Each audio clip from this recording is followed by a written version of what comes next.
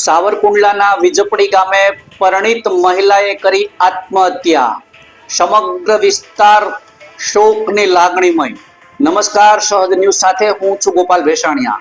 સાવરકુંડલાથી અમારા પ્રતિનિધિ સંજય વાઘેલા પાસેથી મળતી માહિતી મુજબ સાવરકુંડલા તાલુકાના વિજપડી ગામે એક પરિણીત મહિલાએ ગળે ફાંસો ખાઈ આત્મહત્યા કરતા સમગ્ર વિસ્તારમાં તેમજ ગામમાં અરડાટી ફેલાઈ ગઈ છે.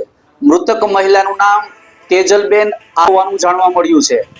આત્મહત્યા બાદ તેજલબેનનો મૃતદેહ પ્રથમ વિજપડીથી સાવરકુંડલા સિવિલ હોસ્પિટલ ખાતે પોસ્ટમોર્ટમ માટે ખસેડવામાં આવ્યો હતો.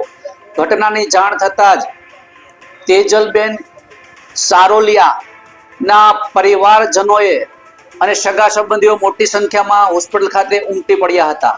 પરિવારજનોમાં સંતોષ માટે અને યોગ્ય તપાસ માટે હેતુસર તેજલબેનના મૃતદેહને પોસ્ટમોર્ટમ માટે ભાવનગર ખસેડવામાં આવ્યો હતો.